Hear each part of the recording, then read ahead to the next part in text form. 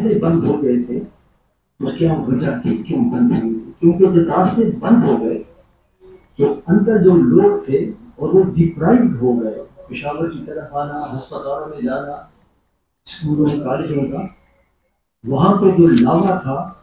وہ پک گیا، اور لڑائی کا جو محرک پہلے ہی سے موجود تھے وہ محرکات جو ہے وہ ان کی وجہ سے لڑائی تیز ہو گئی، بیکاز یہ جو علاقہ تھا یہ آئسولیٹ ہو گیا تھا۔ جو سوال میں اٹھا رہا ہوں آپ کی وساطت سے، اور برخان صاحب نے بھی کہا کہ وسائل کی بات بھی ہے کہ وہاں پہ ریسورسز کے بارے میں عام لوگ کہہ رہے ہیں کہ یہ ان کے وسائل پر قبضہ ہونے کی کوشش کی جا رہی ہے۔ تو جو باتیں میں آپ کے سامنے رکھنا چاہتا ہوں وہ یہ ہے کہ یہ جو مرجڈ ایریاز ہیں قبائلی علاقات کے، جتنے بھی قبائلی علاقات کے ایریاز 2018 میں آئینی ترمیم کے بعد خیبر پختونخوا کا حصہ بن گئے، تو آپ سب جرنلسٹ ہیں، آپ دیکھ لیں جس علاقے میں جس مرجڈ ایریا میں وسائل ہیں وہیں پر مسائل ہیں۔ دس از ویری امپورٹنٹ تھنگ کہ جس علاقے میں وسائل ہیں اسی علاقے میں ہم دیکھتے ہیں کہ مسائل بھی ہیں، وہاں پہ فوج بھی چلی جاتی ہے، وہاں پہ لا اینڈ آرڈر بھی ہو جاتا ہے۔ تو یہ سوال پیدا ہوتا ہے کہ why in those merged areas which are rich in resources, why there are the issues like this۔ دوسری بات جو میں آپ کے سامنے رکھنا چاہتا ہوں وہ یہ ہے کہ یہ اگر آپ اس علاقے کا ڈی آئی خان بنو، میں خیبر پختونخوا کا رہنے والا ہوں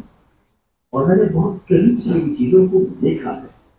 یہ جو ایریا ہے بنو میں، سرائے نورنگ میں، and also toward the north, ایک نئی چیز سامنے آئی ہے، اور وہ نئی چیز یہ ہے کہ لوگ خود کھڑے ہو گئے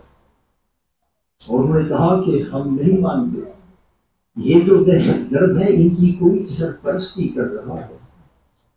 اور پاکستان کی تاریخ میں پہلی بار ایسا ہوا کہ لوگ کھڑے ہو گئے، انہوں نے کہا کہ ہمیں ریاست کے تحفظ کی ضرورت نہیں ہے، ہم خود ان کا مقابلہ کریں گے۔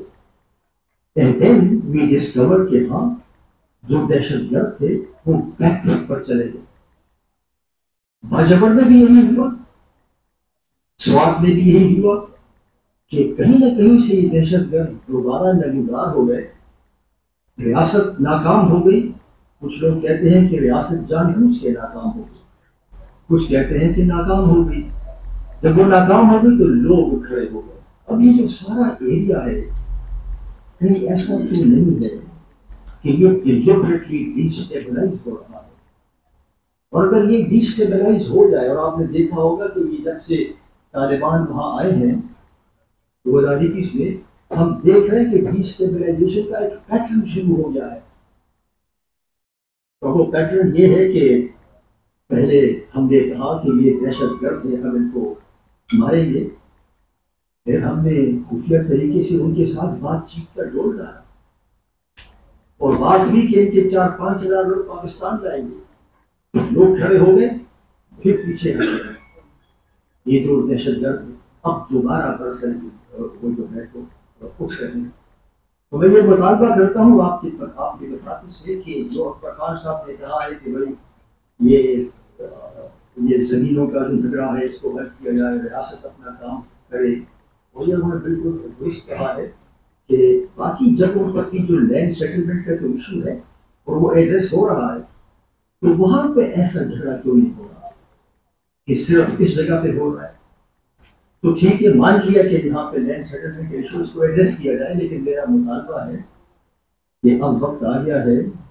کہ جو کچھ توڑ میں ہو رہا ہے، جو کچھ ہم نے دیکھا ہے، اور اس کو کنیکٹ کر دیں، ڈاٹس کو کنیکٹ کر دیں دوسری چیزوں کے ساتھ، اس خطے میں جو کچھ ہو رہا ہے۔ میں سمجھتا ہوں کہ وقت آ گیا ہے کہ ٹروتھ کمیشن بنایا جائے اور یہ معلوم کیا جائے کہ اس ساری چیز کے پیچھے کون ہے، یہ کیسے ہو رہا ہے۔ Unless you set up a truth commission اور اس ٹروتھ کمیشن میں سب کی نمائندگی ہو اور ٹروتھ کمیشن قائم کر کے اس معاملے کی گہرائی تک پہنچنے کی کوشش کی جائے، ورنہ مجھے ڈر ہے کہ ہمارا جو خطہ ہے ایک اور بڑی جنگ کا اور ایک اور بڑی کولڈ وار کا سینٹر بن جائے، اور ہمارا علاقہ وہ سینٹر بننے جا رہا ہے۔ تو میں آپ سے یہی کہہ رہا ہوں کہ